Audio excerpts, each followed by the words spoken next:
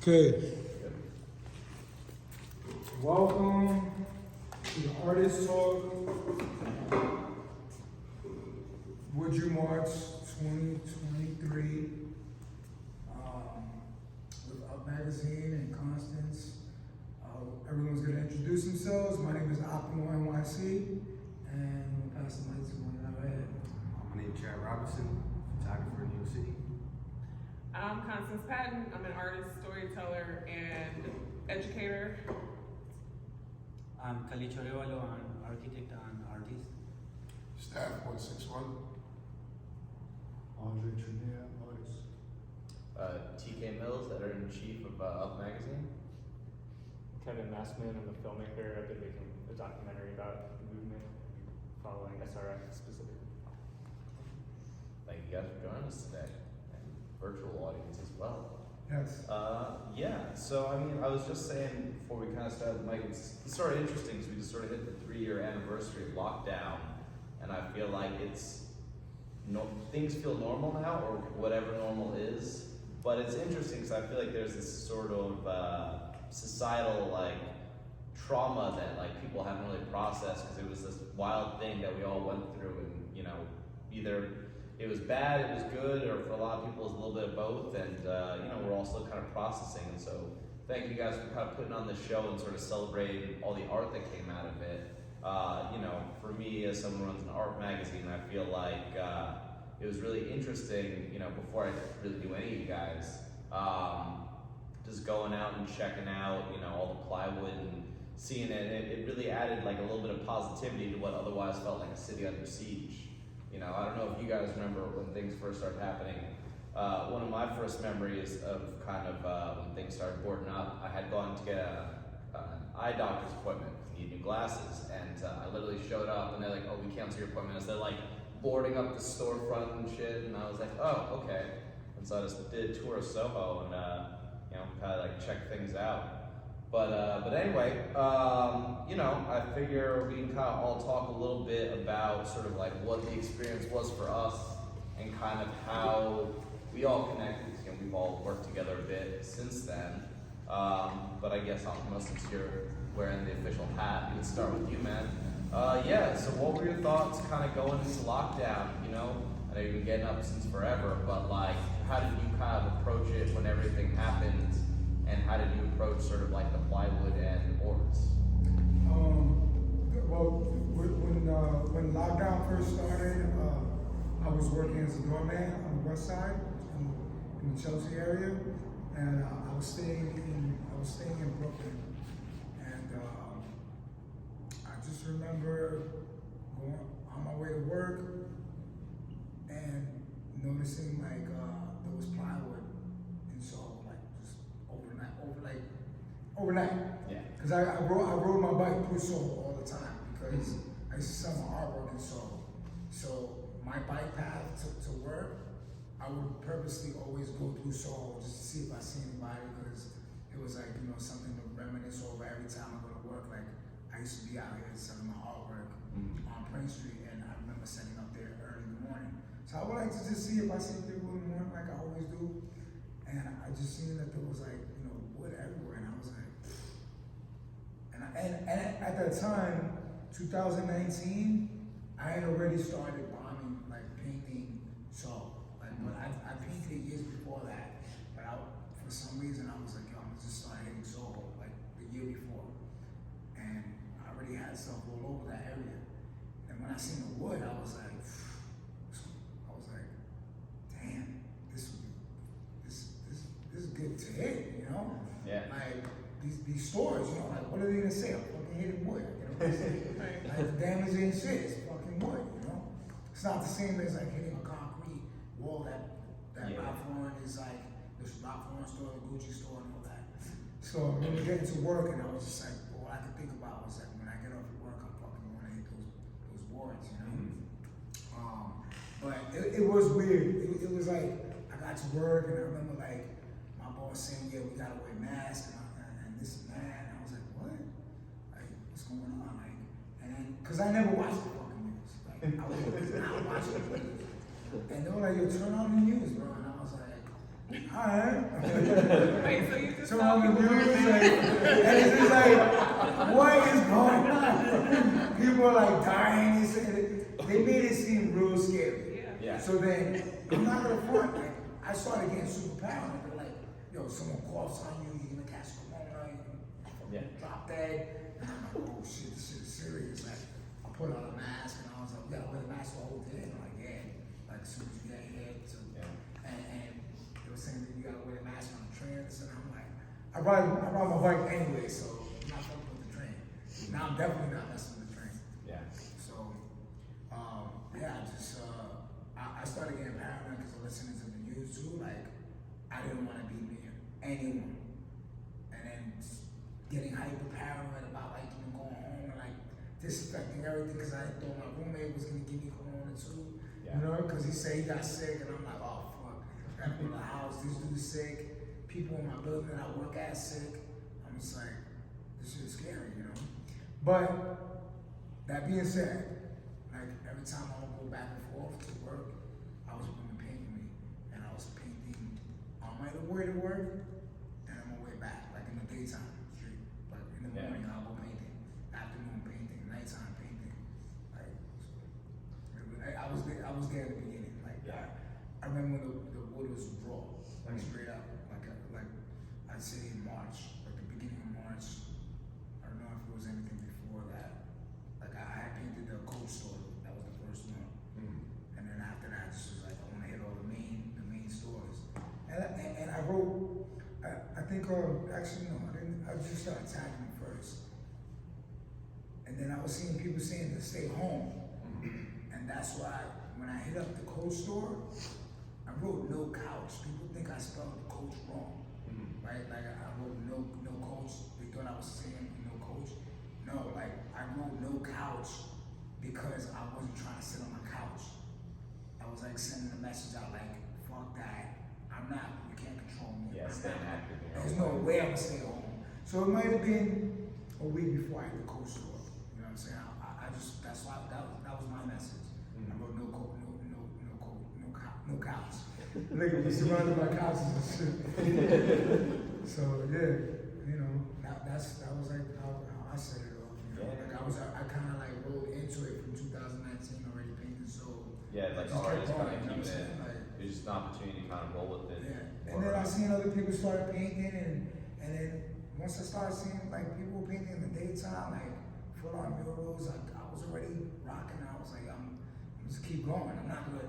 People were like, yeah, you gotta talk to them. I was like, talk to who? Like, if they're not getting arrested, they can't arrest me. Yeah. Like, everyone's painting, I'm painting. I'm not asking anyone for anything. Like, I'm painting whichever one of these I want. Well, that was the whole thing too, where like people were trying to control the plywood. Nah, man, and, like that's crazy. I thought that was crazy. Yeah. I've even had people, like straight up, I had people tell me that they brought people out there. And then they bought, I had people even tell me, oh, this person said they brought you out there. Like, not one fucking person gave me permission to paint anything out there. Yeah. I painted everything on my own accord. I wasn't with no organization. So anyone claiming that I was under their umbrella, I was not under anyone's umbrella. I painted everything by myself because I wanted to, and as I always have, you know what I'm saying? Like, and I was expressing myself. I always express myself when I paint my characters. I always write little messages in them, like you see, you know. And to me, it was like, as times changes, like almost like my characters, like it's like I'm reporting like my your experience. and what's just going like on. put it out I there. try to be Yeah. witty with little things, like and write little things that maybe make sense, but like very short, like you know. Yeah. It's not as long as what I'm talking about. Well, I got follow-up questions on your art, but I figure we'll kind of shuffle around and come back. But J-Man, how about you? How did you enter lockdown and everything that kind of happened in 2020? Well, I feel kind of like when lockdown first happened, it was like for artists and people, it kind of reached like a pivotal moment on, I guess, what you want to do with your life, right? Because you could either stay at home, watch the news, just be scared to go anywhere, scared to talk to people, or you could choose kind of to do, I guess, whatever you wanted in the city because it was kind of like a free-for-all. I think that's why the wood came up, because all the stores were getting looted. So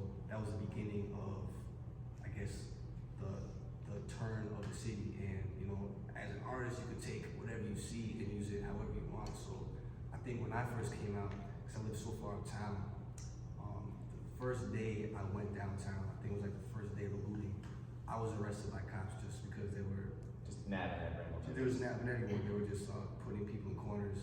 So I already had like a personal vendetta against the police, which is why like, the day afterwards and the weeks afterwards, I just started, I think, documenting just shooting the protests every day. And I remember when the plywood first came up, I was like, wow, that would be a nice thing to paint. Everything's blank and blank. But by the end of the days, because I walked like 15 miles, like shooting these protests, I was just so worn out. I never really got a chance to paint for like the first couple like weeks or two. So it was all just photography for a while. And by the time I actually brought my paint out, I think all the boards were already covered. I was like, man, you guys already covered every street in Soho is about to be taken down. So, you know, I noticed that they use, and I think it's like a good thing. Why would you want to see blank boards up? Like, Yeah. fill it with Yeah, the art made it feel a little bit more human as opposed to like apocalyptic. Yeah, exactly. And I think it saved a lot of people too because, you know, it gave people like a little bit of purpose throughout the day, 100%. you know, and expression. So I would just like mainly use my camera to capture things more than like a paintbrush or a spray can. Nice, man. And Konstance, how about you? You want to tell us about like kind of how SRF all came together and you know the origins? Yeah, so I'm one of the co-founders of Soho Renaissance Factory, which, I mean, I feel you. I didn't really want to start anything in the beginning. It wasn't like, I didn't come out there actually with any thoughts. I was like, just in the house, tired of being in the house. I was so done with that shit. I was so done with that. And I'm like, listen, I'm a black Native American person. I don't listen to the government when they're telling you to stay in the house and shit. I was like, wait a minute, hold up. They never talk about our health care or any of those things. So, red flag. And basically, I was invited by a friend who told me that they were painting in Soho, and I didn't even know what that meant. I was in Brooklyn. I stayed with my sister, and we were homeschooling my niece. And, you know, we're pretty just much in Brooklyn. There was like curfews, and we were trying to do our best to just like, you know, stay sane. So when I came out there to paint, it was Sunday, June 21st, and everything was, you know, the bigger stores were painted already. And, you know, I'm like, I was doing murals in schools and like, you know, here and there, but literally like when you're a black person, you get so much resistance. You know, I think we all know that. And then being a black woman on top of that, there's times where I would go for like mural jobs and like go to Vice or where, and they would say the wildest things to me like, oh, we need people that can be in the trenches. And I'm like, you don't even know where I come from. I come from Detroit, like from the hood, and I made it out here. And so when the boards went up, all of a sudden, it was like a level playing ground. I'm like, oh, I can go out there and paint every day. No one's getting arrested, because that was a big thing too. Like, you can leave your name on the work. I was used to, if you're gonna throw a piece of it, you throw the piece of it, you walk away from it, and then that's it. Yeah. And so, you know, I ended up meeting a couple of other artists, like Calicho, Optimo. We met like, because we were just out there. I think there was like one wave of artists that showed up the first probably 2 weeks, and with people that were like organizations that were all just sprung up. Nobody was really an organization at that point, but there were certainly people trying to like claim like, we have these blocks, but it was really a free for all. People got some supplies for the artists, and I would say that much, but you know, what I did notice is people love a group. I'm not even gonna front, like people love a group, like, and having a group, you have more power. And so that was pretty strategic to start to come together and identify spaces and paint them together, and it was safety in numbers. And then as a woman, I didn't have to paint by myself, because before I was just out there by myself with my car, which was like my studio and my little safe space. You know, and so I just like kind of took the opportunity to really dig in, put up the pieces that meant the most to me, which it definitely kicked my career in to the next level. But also like I got to align with so many dope artists that kind of didn't give a fuck at that time. You know, it showed a lot of courage to just be outside, and then people were bothering us too, being outside, like, oh, you ain't gonna mask. You're like, you over there, like they're coming over to us, you're bothering us, you know. And I kind of felt like I was like in an army, like a silent army of artists that were all out like beautifying. Like I promise you, before I met any of y'all, I was like, oh, I know it's other people out here like doing beautiful things in this time where we all need it. Like, y'all remember Tiger King? You know what I mean? It was like, it was just Everyone needs to get at that. nightmare. Yeah, exactly. So it was, you know, it's an honor to be able to form something that became one of the threads of, you know, making the city better. Totally. I feel like you guys were like a pillar of it, you know. And I'll talk when we get to you, Kevin, kind of about how it all came together. But yeah, Calicho, how about you, man? You know, how was it for you? You know, for you too, it was like a big sort of like springboard with you as an artist. You really got a chance to start painting murals like on a whole nother level. So how did it all come together? Yeah, I mean, before pandemic, I had the opportunity to paint in plywood, especially for underhill walls and other like a curated fence walls. And when all the situation happened with the Black Lives Matter, especially, Subway Doodle was one of the first ones that had a long fence in Third Avenue, and he kind of curate an open call like anyone that wants to paint here, just come. And I went there with Majo, and that was the first opportunity that we paint something. And for me, it was not make something of Calicho art. It was mostly supporting the movement. So I went there with my material, I painted, and actually the day after, someone wiped it out and buffed it. So I was like, oh my god, it's complicated. And apparently that person did it without intention. It was just a paint job to paint the boards back cream. But then as soon they start to understand that people wanted to have a voice, they start to keep the art. And then the special, I guess, appointment was the June 4th, so that there was an open call as well, and I painted multiple boards that day. I met a lot of the artists that are here, especially Jeff Rose. That day we you kind of guys like we did like met. 8 murals in like one day, right? Yeah, that was crazy. We were like, we want to integrate the stores. Like we were, there is Adidas, there is all the stores that we wanted to paint. We did it in a day. And as Konstance said, like you don't want to go by yourself. Like what is something happening? So we had always like an appointment with Jeff. Like okay, let's meet today at this time. And it was almost every 2 days we were hitting a new word, a new collab together. So I think it was more about support the movement, but at the same time it was like a blank canvas that you explore and It's learn. a big opportunity just to like paint and, you know, kind of like as you guys have mentioned too, it's like sort of the cops had bigger fish to fry, so to speak, and they just kind of let everyone do their thing, so. Yeah, I was surprised, man, because like even at nighttime, I'll be out like 3 in the morning, and 100% the cops see me more than like probably 8 times, like solid. Like they see me painting, and I'm like, and I look, and I'm just like froze, and they keep going. But they had an agreement that year. I was thinking that's crazy. Yeah. Also, like renegotiating their contract. They There was were. something, they were pissed off. Yeah. Shit, so they Yeah. were like, Yeah. oh, well, fuck it, we're not gonna do like, there was more going on. Yeah, they had some shit going They were on with the upset. cops. They didn't even want to step out their Well, cars. it was more complicated by the Black Lives Matter protests. Yeah. Because they felt like they weren't being supported. So they felt like, well, fuck it, if we're not being supported, and you don't wanna pay us, and you wanna defund us, Yeah. let's see what happens when we like, you know, Yeah. lose And then it became beautiful. It was like, it was like, yeah, To we me, was it's alone. fire, like, honestly, like, I mean, look, I know it sucks for like people who probably are wilding out and like fucking with innocent people, like, just people who just trying to go back and forth to work. You got crazy ass people out there, like, that's something that I've seen in the past couple of years since the pandemic.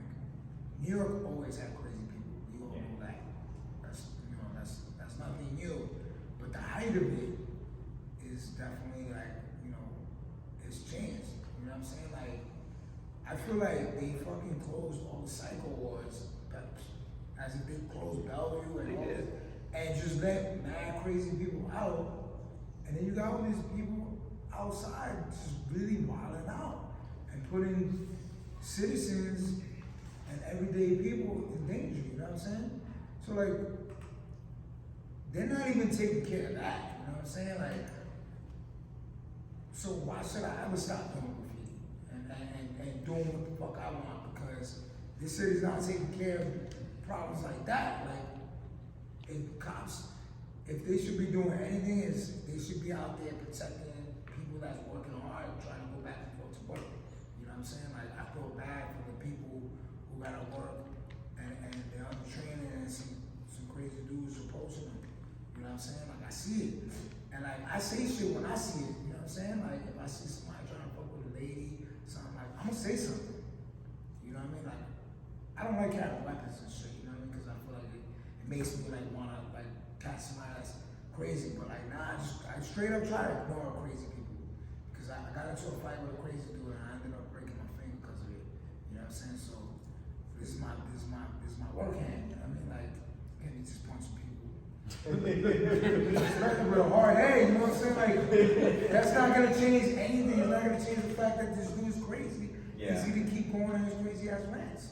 Well, You know it's what I'm also saying? like, you know, it was like an anxious and uncertain time for everyone, and it's like if you're already someone on the edge, that push over is just gonna. But, I think that they should definitely like take care of that. Like, I think they are right now. They're starting How do you to. start? Because I think one of the issues that happened with the pandemic is that nobody acknowledged how close everybody was to losing their shit. yeah. And that's something you can't just put a patch on. You know, and it's like, and without acknowledging it and without getting to the roots of what's causing everybody's angst and stress, you can't just cover it up and be like, all right, chill, stay in your house, relax. Yeah. Well, on that note though too, because it was like even for me, you know, I make a lot of money from like events, and so for me I couldn't work, and so my biggest stress, honestly, for most of it was just like, oh, how am I gonna pay rent? And then it was like the thing where it's like, all right, lockdown for 2 weeks. It's like, all right, I can sit tight for 2 weeks, and then 2 weeks are off. It's like actually another 2 weeks. They only added on 2 weeks at a time. Yeah. It was like horrible. Yeah, exactly. But I feel like when, you know, the killing of George Floyd, everything exploded. There's this like this pent up rage, and it was just everyone had just been like, yeah, like basically, you know, they tried to put a lid on it for months, and then so when it finally came off, it came apart. But anyway, I mean, there was also the fact that you couldn't ignore it. You couldn't go to the outlet. You couldn't go to yeah, you couldn't like couldn't go to- away from it. Yeah, you had to be home. You had to be tuned into what was happening. There was no distractions. Most people they couldn't get away from their family. They couldn't get away from. Yeah. They couldn't go have a drink. There was no You know, you could phone, order TV, drinks to everything. your house, but Yeah. all you could do is sit there and deal with whatever emotions you had to deal with. Yeah. Get drunk and deal with it, but that was about it. Like, Yeah. and then at a certain point, people, you know, just went outside, but it was a recipe for bad stuff. Yeah. And there was, you know, things were messed up before that, and at a certain point, you just have to acknowledge the things that are going wrong. We never did. Yeah, well, it's like, you know, like I was saying before, I feel like, because it was going on for so long that for a long time I think people just wanted to move past it, and I feel like, honestly, it'll probably be like another couple of years before, like, as a society, we kind of have that moment where, like, yeah, so that happened, huh? And, like, really start to process it. But Steph, how about you, man? How was, how did Yeah, so, in general, it was like deja vu for me. You gotta understand that, I'm a child of the 60s, so, I have been, into aerosol painting, right? Writing since late 60s, early 70s. So, you know, seeing this political uprising, this inciting violence that happened was something that I said, oh yeah, okay, I've seen this before. Now, the impressive factor in all of that was that kind of touched my heart was that I actually saw young people respond in this generation. And I wasn't seeing that in prior generations since like Black Panther and Black Power movement and Civil Rights movement and such like that. So you gotta understand that I come from a generation where, you know, I could look at black and white TV and you know, and see black people being beat with batons and dogs sicked on them and water hoses. You know, I mean, about women. You know, I'm looking at that as a young person on television, right? Being, you know, reported, and it's making those people, the bad people, that's being beat by batons and dogs sicked on them and water hoses placed on them, you know, high pressure water hoses. So when I saw the response from the current generation, young generation, that they actually got out in the streets and responded to, you know, like blatant violence against a citizen, even though he wasn't from here. George Floyd was, you know, a citizen, and the thing about it, I believe, what kind of more or less springboarded that is, you know, modern technology. You know, the average citizen can just film that, right? And they film, you know, the whole duration of his torture and murder in broad daylight. And so I was really, you know, like I said, it really touched my heart to see the younger generation come out and do something about it. You know, because I'm saying, you know, my generation, I've seen quite a few people die. Like I said, you know, like people that were out in the street protesting, people of color that were, you know, women, you know, even young children. Dogs, you know, attack dogs, police dogs. And this is the thing, you know, that's always has stayed vivid in my mind, is the power structure that was doing it. It wasn't like, you know, some like, you know, and it could have been, you know, other things like the Ku Klux Klan or whatever, right? But, you know, they had on, you know, they were doing it under the color of law. I mean, they were wearing actual police uniforms and stuff, you know. And this is blatant on TV. You know, this is recorded history.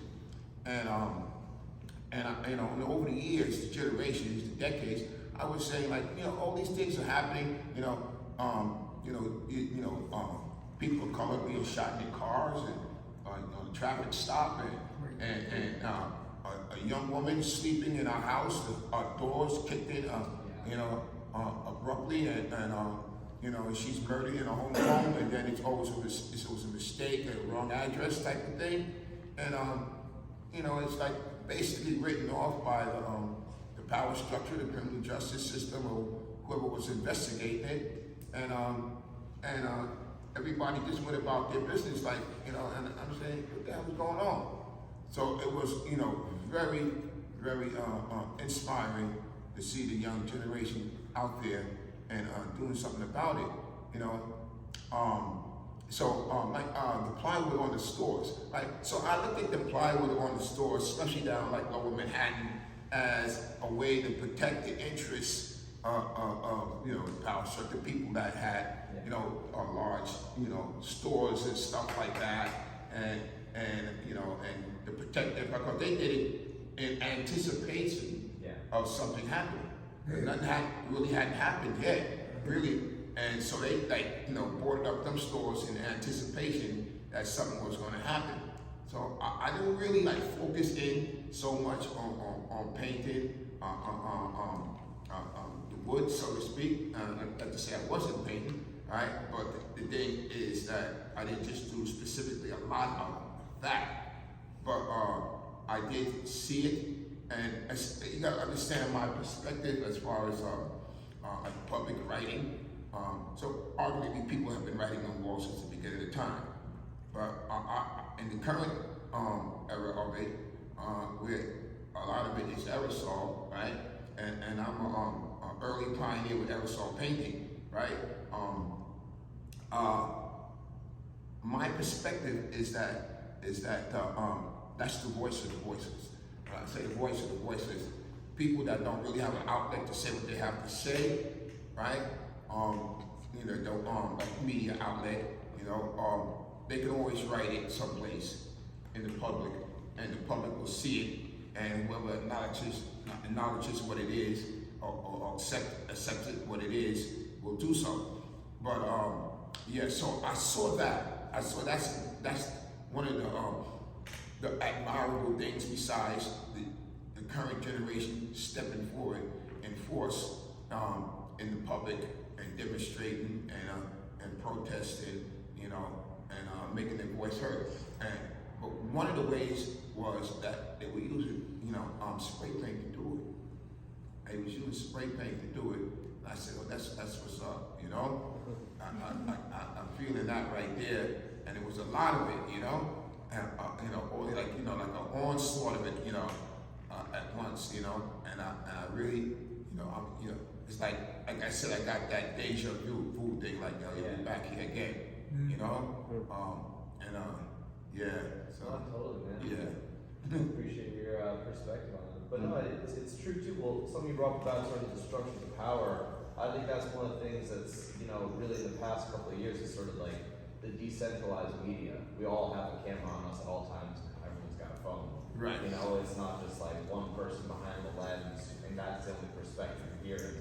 Now everyone can put their story out there. And I feel like from an artistic perspective too, you know, it's really interesting how it's like you get this sort of cross thread of where you can get, you know, because I spent a lot of time on Instagram during the pandemic, just because, like, especially when I was like in my house, like you had nothing else to turn to, and like you were kind of seeing what other people were doing and what was happening.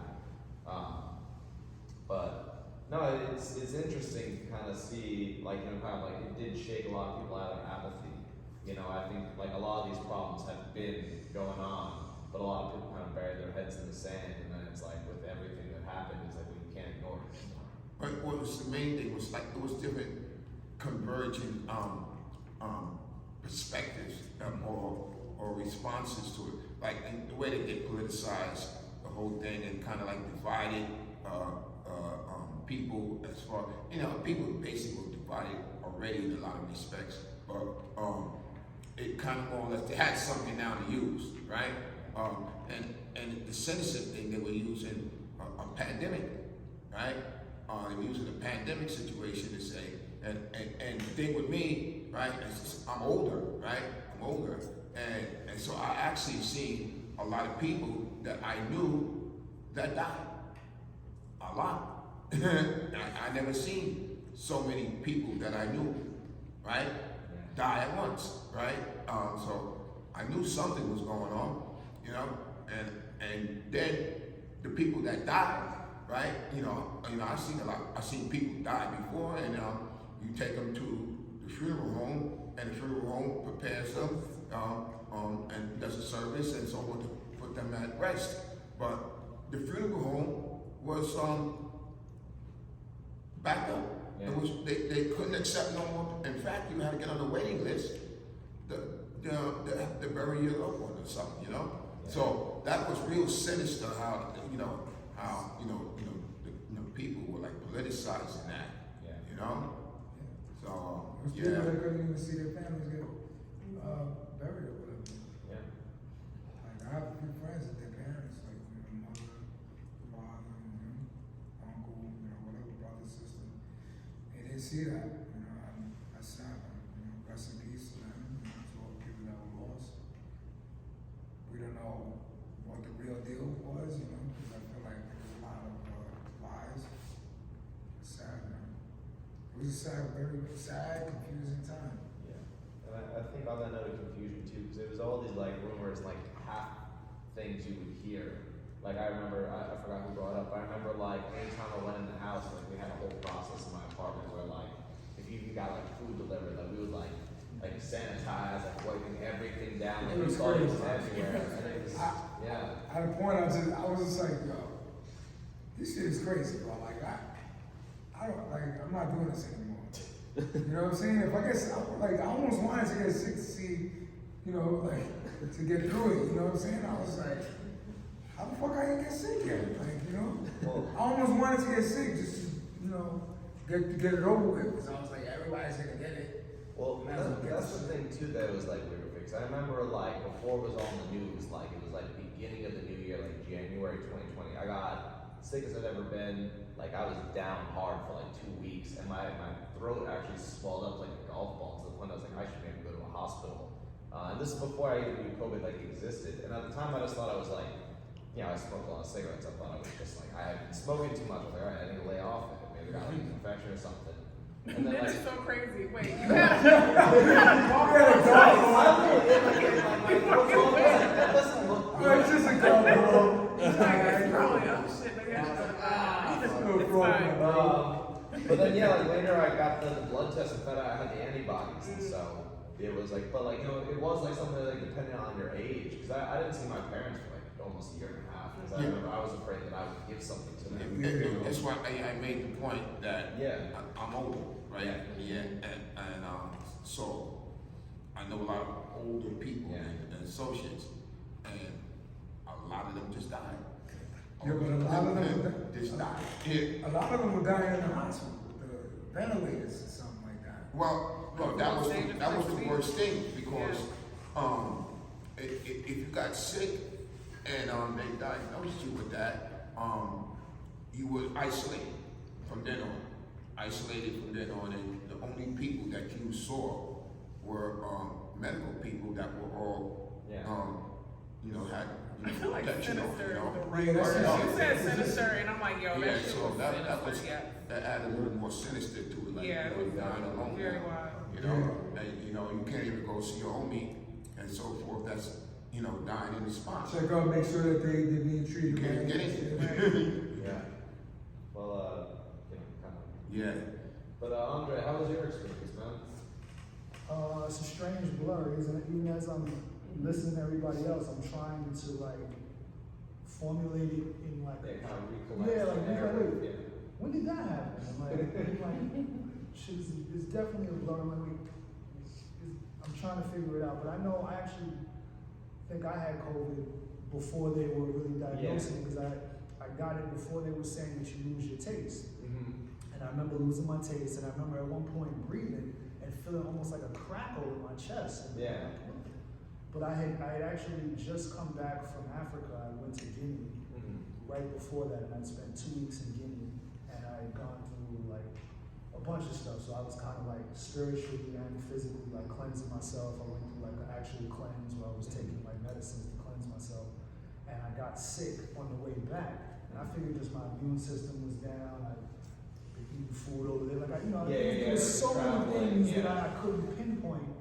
And I wasn't like, I got back and I felt off, but then like I was hanging out with my son and he was a little sick, and then that was dead. I was down, and I kind of isolated myself, but it was before everybody was really talking about it. So I got over it was good, and then so as they started talking about the symptoms and stuff, I still had kind of like put it out of my mind.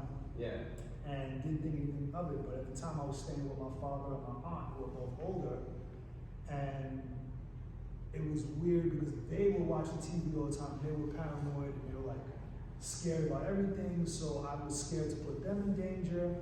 And then at first it's like, all right, well, I'm just gonna stay in the house. But like you were saying, how do you then continue to provide for yourself?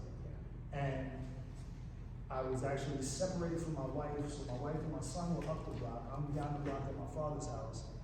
So it made our relationship even more complicated. Now I'm like, I don't want to go see my son because I don't want to, like, it was just. You're afraid. It's almost like for yourself, if you're worried about something like they continue to make it about you putting somebody else in danger. And so that kept everybody, and it's another one of those divide and conquer things, because if everybody stays in their house and nobody's dealing with their neighbors, you're not going to deal with it until it comes to your house, and then by that time it's too late. So I was just tripping off of the whole way that humanity was affected by not being able to interact. I was thinking about that too, where it was like, the isolation and like, you know, like we're talking about before people getting kind of crazy about it. It's like, like humans are like communal creatures. Like you need that interaction. And it was weird because it was like there's the whole digital push. It was like no, it's, you can call people. And it's like yeah, but it's not the same. Like all of us in a room now. And I think It's not the same. that was another one of the things that started to highlight the social injustices and inadequacy. Because they're like, oh, just stay home. Yeah. Just stay home and don't interact with people. But it's like if you live in a project building where there are 20 floors and you have to pass, you know, Yeah. however many people to get to the elevator, let alone the mailbox or to get to, you know, supplies, there's no way you can avoid people. And then it becomes a thing like if you don't have the money to not work. Well, that's the other thing too, is all the people who had sort of like the corporate jobs where it's like, well, I'm still getting paid. It's like, well, I was on though, so, but like it is true. And I know in the Bronx, it started to set off problems because the police started to come and enforce keeping people in the house. Yeah. And it's like, and they weren't doing that in other neighborhoods. And it was like, that was one of the first things where it was like, oh, this shit's gonna hit the fan. Like, Yeah. Put kerosene on it. Yeah. Well, Kevin, for sort of a different perspective, man, you came in as a documentarian. You know, you were one of the people that managed to capture a lot of what was happening on video.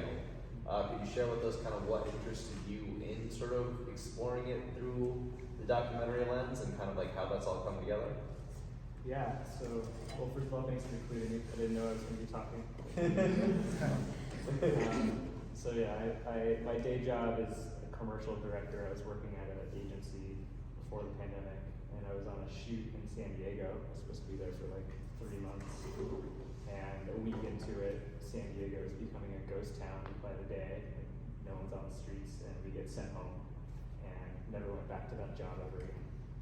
And you know, like everyone else, just kind of going stir crazy in my apartment and wondering if I'm ever going to work again because the advertising industry is just shut down. And like hearing that like COVID's in the air, if you even go outside and walk in the street, you're gonna get sick, and that was like terrifying. And then all of a sudden the protests started, and like I guess we're allowed outside again, and like I really wanted to be part of it and protest and just like contribute somehow. And so I was watching the news, and there was like a news package about painting that was going on. It was like the first wave of it, and I was just like, I need to get out and see this. So I biked over the bridge from Brooklyn, and I was just like blown away by what I saw. Just every piece of plywood covered in painting. And I was kind of thinking about the long game of it, like, where is this art going to go in 10, 20 years? And I really looked at it like, this stuff's going to be in museums, you know? It's like how pieces of the Berlin Wall are in museums all over the world. And I also felt that anyone who's out here painting, because most people are still in their house, like anyone that's out there has something to say, and I want to know what that is. And so I just started coming back with my camera a lot and interviewing people, as many as I could find, about like what brought them out, why they painted, what they were painting about. And I thought it was just going to be a small little like passion project, like a 5-minute video. But then I met SRF and those people, and I realized there was a bigger story there, as like this place that was a shopping mall a few months ago is now returned to the artists and is like being run by artists. And like you guys said, like cops aren't stopping anyone from painting, and it's like an art museum all of a sudden. And then art was getting stolen, which was like a whole other like weird aspect of the story. I still think that's crazy. I We're still can't believe that someone like the people out there taking the art. I almost feel like, yo, did they destroy it by that? 'Cause No, they're probably they like, want to sell it. Because basically, because Kurt Boom, I'm sorry, we know. sorry.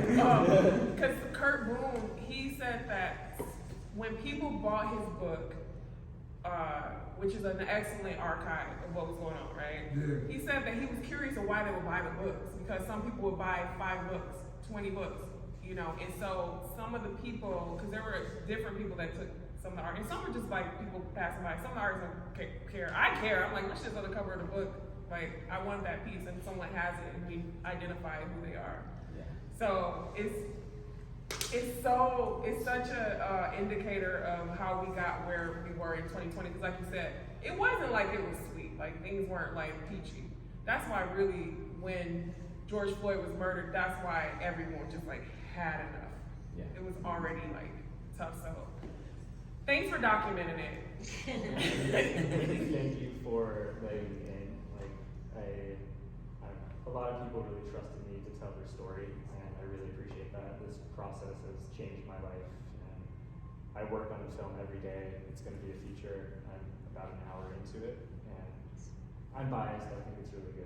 But It is good. you guys have no idea what's coming. It's really Excited to watch special. it, man. But kind of on that note about like preserving the art, like you guys managed to get, you know, a lot of the pieces, a lot of the plywood in here.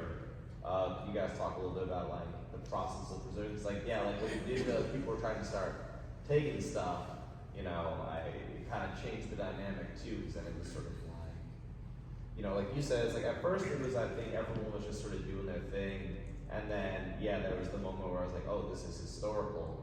And people took that different way. Some people were like, oh, this is historical. I'm gonna take this and it'll be worth money in 10 years, you know. But yeah, so like, what was like the process like of like preserving things? Well, I can start, and because I'm actually curious too. So basically, when we started Soho Renaissance Factory, we literally did not want to start it. We fought against ourselves, and like we don't really want to have like a crew. It was just we were all trying to heal ourselves with our art, and that was it. But it became apparent that people were supporting the arts all of a sudden. Like people were like with galleries, like, yo, here's my card. I'm like, what? I've been in New York painting for years and no one's ever asked me like if I needed help or what the artist needed, which is, you know, when we really organized, we had like, one of us had a studio that was our home base, and then actually he recorded when we met, the day that we met, I was walking with you through Soho and I ran into you and Jeff and I was like, yo, I love your work so much. And then we went and painted on Wooster Street, which also I actually witnessed the people that came by to take that work off the wall. It was a truck, it was like basically an operation where there was a small, I have it on my phone. I went to see the work, because it was still up. So some of the pieces were coming down pretty fast, and it was, a lot of the artists were discouraged and they stopped. So there was a handful of us out there, were out there for years, I've been saying you were for years. So it was a handful of us out there that were just like, fuck it, like people, you know, these pieces are getting taken, like whatever. For me, I was actually just happy to paint, and I don't think I actually thought about keeping the work at all. So preservation wasn't really on the front end until, I think like the young people, I mean, I'm like as deep in your 30s as you can get right now. And I was seeing like, you know, the people that were like 20 years old or 22 were like, yo, they're still in the work. And I was like, it's street art, little babies, you know. But then, you know, when I really think about it, it's like, this is actually historical work. And the city, the Soho bid, they knew that we were there. And there was a letter, I have this golden letter that is thanking the artist for putting their art up and then saying, you know, we're really working to get the work back. So what we started to do was communicate through Instagram. Instagram was very important at that time. And, you know, we basically, people would hit us up like, yo, they're taking the boards down on Wooster Street. So we would run over there. I didn't, but the guys would run over there and then take it off like on a hand truck, bring it back to our studio. We would see, you know, who the artist was, contact them, archive it, take a photo of it, the date where we found it, and we put it all in a database, and then held those works, gave the artist opportunity to come and get the work if they wanted it. And then eventually we saved like 200 boards. We had like a whole, I'm so used to plywood. It's actually one of my favorite mediums anyway, but just like stacks and stacks and stacks and stacks and stacks. And some of it was like really small throw-ups, some were like weed paste, there were actually, you know, murals that we, you know, collected. And a big part of Soho Renaissance Factory was actually the archiving of it, and knowing that this is a piece of history that's happening live, because there are people painting all over us. I went to LA, Philly. I saw Jeff Rose King's work in Philly, so I painted in Philly.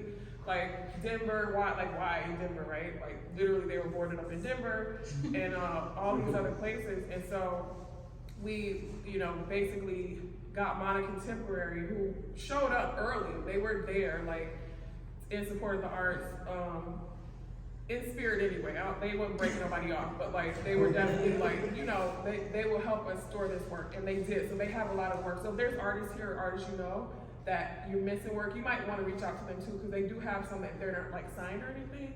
But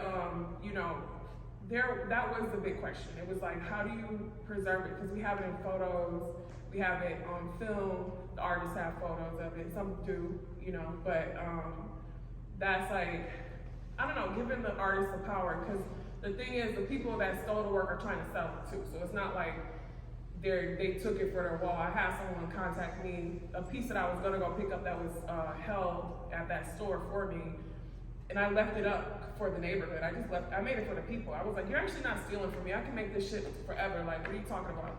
But I made it for the city itself because I grew up in Detroit, and when in Detroit it was boarded up, and there's a tradition of artists going and taking over spaces and beautifying and making it like weird, So yeah, I'm like curious, like if you guys have, if you know where your work is, or if you have it documented. I have everything I did. I definitely documented it myself. I'm used to that. I always take photos of everything that I do. Give a little bit of footage of everything I do. Everything that I did, so I have a picture of. Do you have the physical pieces? I have the piece that I did at the Diesel store before I got to collaborate with them, because I painted their store and they liked the piece so much that they reached out to me to do a collaboration, like not a collaboration on clothes, but actually I did paint like a bunch of jeans. It was fire, I saw it. I painted the installation, which is right here. They commissioned me to do this inside of their store, to take over their mannequins and their front windows. They even wrote something about me in the front, like a statement. It was cool. But after this was done, they asked me if I wanted the original piece that got their attention in the first place, and I was like, yeah, for sure. And they let me take the whole installation. They're like, look, if you want, you can take the whole installation. The only thing they kept was the jeans that I painted on them. They kept it for their archives. So like maybe in 10 years, 20 years, I don't know what they're gonna do, but it's in the Diesel archive. All the jeans that I painted for them, for their mannequins. Which was a dream of yours? I'm sorry to cut in. I've talked to all y'all. No, it was a dream of his. That's a big deal. So yeah, like what is really, really, really crazy, but I feel like a lot of things wish my life is crazy, I think. A lot of things happen for a reason. I visualized more than 10 years ago, I seen my jeans like that, because I wore a pair of jeans back in like 2011, which I know Andre Trenier knows me from that time. Wow. I know you remember me wearing a pair of jeans, and it was the same pair of jeans with holes in it, had writing on it. I wore those Diesel jeans for a year straight. I would wash them, obviously.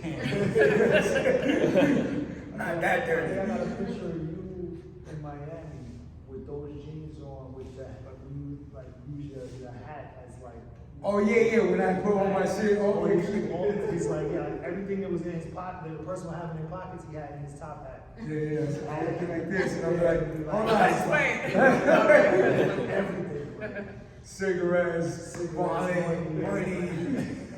It was crazy.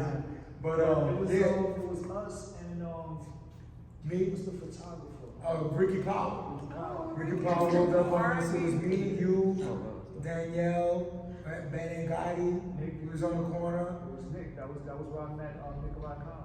Oh, Nikolai Khan, rest in peace. So two people, Nick and Ross. Yeah. So we were all painting that, and Steve Palladino. And what's his name? Good and shitty. C. Who's that? C1 was there? Oh yeah, C1 was there. Yeah, that's right. So we were doing like a whole corner right there. Shiro. And Shiro. Yeah, Shiro, yeah. Yeah. Yeah. So I visualized. I think it was like a dream that I had, that I seen my jeans in a gallery behind glass. Like I seen it like as if they're wearing glasses, like my pair of jeans, and then like other people's jeans too. It wasn't just mine. I remember seeing them, and it was like artists, jeans, and like photos of them painting. Like that's what I saw, right? Sure enough, I got the shop with Diesel, and they said, look, you can take over the client. You know, we would like you to do an installation like plywood inside the store. And they were like, you know, just come up with different ideas and show us, you know, what we got. So I was like, all right. So I sat with my boy, Good and Shitty, Valentino. He actually, like, you know, we were throwing ideas with each other, and we came up with like, yo, I came up with all these crazy ideas with different characters and unity. My boy and Valentino was like, no, just do your fucking characters, the shadows, what you're doing right now. That's what they want. They don't want anything else. Just do your shit, and it'll be it. You know what I'm saying? And behind these characters is a whole poem. You know what I'm saying? Which not everyone knows, but like I have it written somewhere, but it's like it's interesting. It has to do with just like a journey, you know, like a purpose and stuff in life, you know. But I seen this, I visualized it, and it happened. I seen this, and I didn't think that it was gonna happen during a crazy time where like it was like a lot of stress. People, you know, trying to fight for like rights, man. Like this was, everything was, it was just all at once that like, you know, I got an opportunity to do something with a company that I always liked during a time of like stress and sadness and anger and all types of feelings, you know what I'm saying? That's how I got my shot during this time, you know. I'm grateful for it, you know. I'm grateful that Diesel gave me a chance, but I feel like it's because I was able to express myself and let people see what I had to offer on Front Street, pretty much. Like not just doing my characters, but like I really tried to show my expression as much. I was like, I'm not gonna just do my character, but like I'm gonna do a little more. Like, you know, I did a mural on forgot what the story is, on Spring Street with the wings, like, you know, and I wrote more like a little poem, you know what I'm saying? Like, there was a nurse there already. Like, I feel like I got to do more than just my character, you know what I'm saying? Like, I got to express myself a little more and write a little more messages of peace. Obviously, I'm a loving person. If you know me, you know I have a lot of love for you, and I do want peace, even though I fight. You guys know I get into fights. You know? My heart really wants peace. You know what I'm saying? And it wants peace amongst all types of people, because the way I grew up in Chelsea projects. I grew up mostly with Black and Hispanics. You know what I'm saying? But I also did go to school with a lot of white kids. You know what I'm saying? And we were surrounded by, you know, white neighborhoods too. Like, you know, we had the co-ops. So I got along with all types of people, everything, Black, white, Spanish, you know, like, you know what I'm saying? My mother babysat these two white kids, Daniel and John, and they were like my little white brothers, you know what I'm saying? So like, you know, I just had to love everyone, you know what I'm saying? And I skateboarded, so skateboarding got me cool with a lot of white kids too, you know, it was just cultures, man. I grew up in Manhattan, man. It's just surrounded by everything. I got Chinese, Japanese friends. My best friend's Guyanese from Guyana. You know what I'm saying? My Ecuadorian, like, we have everything. So to me, I feel like we all need to be like that. The way I grew up, where I mixed in with a whole bunch of different races, I feel like the world should be like that everywhere. And it's not. Like, there's segregation in this world, in different places. You go to jail, it's straight segregated. You know what I'm saying? Like, you go to jail upstate, you know, you go to prison, real prison, the shit is segregated. It's fucking backwards. Blacks, whites, and Spanish. You know what I'm saying? I couldn't, when I went upstate, I went to jail, like, I just was like, I can't just chill with Spanish people. You know what I'm saying? I'm Spanish, but my Spanish sucks. So they, I feel like they ain't like me like that. I got more love for black people than anything, you know what I'm saying? I was drawing, you know, kicking in, you know what I'm saying? Like, just, I was never one to be like, I gotta stick with my own kind, you know what I'm saying? Like, I thought that when I was younger, you know, like, maybe I should stick with my Puerto Rican homies, you know what I'm saying? But then I'm like the black homies is mad cool, you know what I'm saying? White kids is cool too, you know, like, so I just, in my life, I just feel like I have to be with everybody, you know what I'm saying? Like, that's the type of person I am. I just love a multicultural lifestyle. Well, on that note though, I do feel like, you know, the pandemic and everything, in a lot of ways did bring people together, and like, you know, it was like kind of a melting pot in its own way, because in a weird sense, it was like a universal experience, like we all went through it, and although we all had different experiences within it, it was like a certain commonality, you know, that it's like about connecting to someone. I remember even just like, I had this random conversation doing the laundry one day, and it was like, you know, in New York you don't usually have like in-depth conversations with strangers unless they like want something from you. But I remember the TV was just on, and it was just like one of those, like the tickers going up with, you know, the number of deaths, and having this like really deep conversation with the guy, and just like, yeah, like what the fuck is this? But sort of another question I kind of had for everyone, you know, this is something I reflect on a lot, is what was the lesson that you learned from the pandemic? Because I always said that it's like you had to learn at least one thing from Don't trust the government. Point fucking blank. Yeah. Good one. I would say that, I mean, the first thing that I would say is like, anything could happen Yeah. in this life. Like, me personally, I was in a moment that I was working and studying, begging for free time for create or for something like that. And you are always wishing like, when is the day that I'm gonna have time for paint? And then suddenly you have all the time. Yeah. So it's like, thank God. Yeah, give me five. So this is what I think. Like, you have to be. You never know what is gonna happen. Like, now you have to just like keep positive, of course. And I feel like really connected what he said. Like, the moment touched my heart. Like that moment was for Black Lives Matters. Then there was a trans that was Stop Haitian Hate, and like it was, as Optimo said, like you live in New York. It's multicultural. It's a melting pot. You have to learn how to love others. Yeah. So it was support that way. So it's like you spread love with your painting, but also with your attitude. Under years of patience. Yeah, so right before the pandemic, as I was saying, I went to Guinea in Africa for the first time. And while I was there, my friend was like, what did you learn while you were in Africa? And I was like, patience.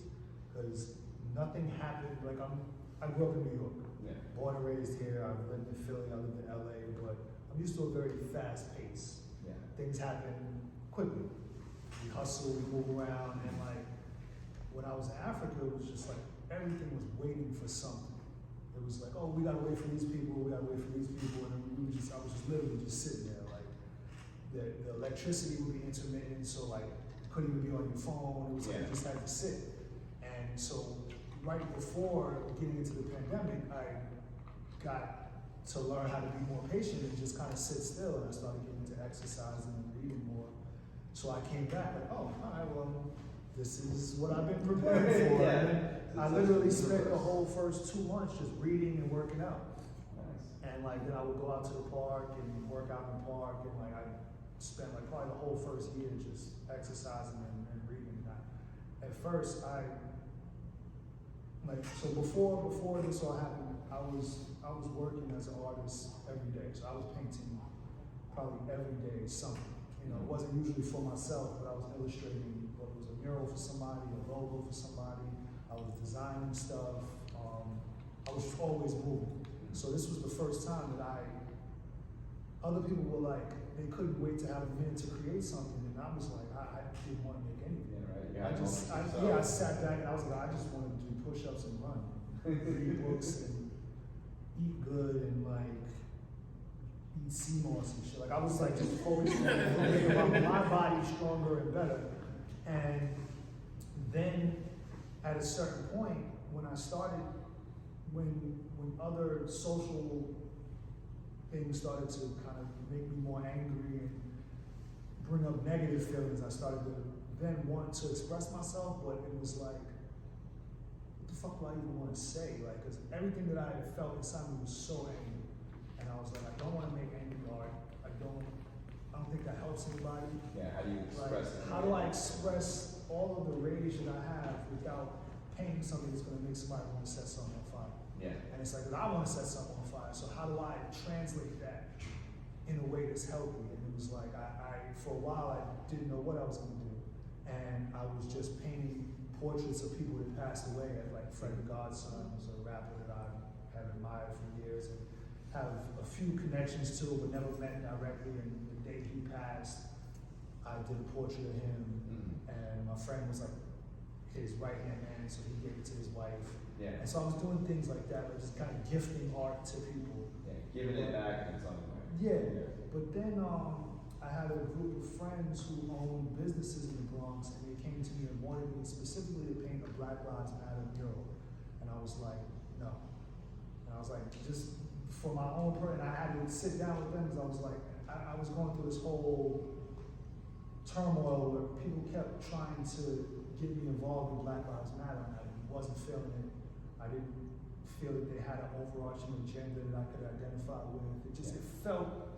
It felt surface and weird to me. And it was like I kept, even like I had friends that were the leaders of the Bronx chapter of it, and I ended up in a march of theirs at one point. And I was like listening to the things that they were chanting, and I was like, this is bullshit. Like, why? Like, words have power. Why would you chant some shit that just sounds subservient? Like we can't breathe. like hands up, don't shoot, I can't breathe. Like, oh, I was like, oh, this Did you shit ever read their sounds- website? I did. Did you see it? And that was my, like, I already didn't feel right about it. So I was like, this doesn't feel like Black power. This doesn't feel like any of the things that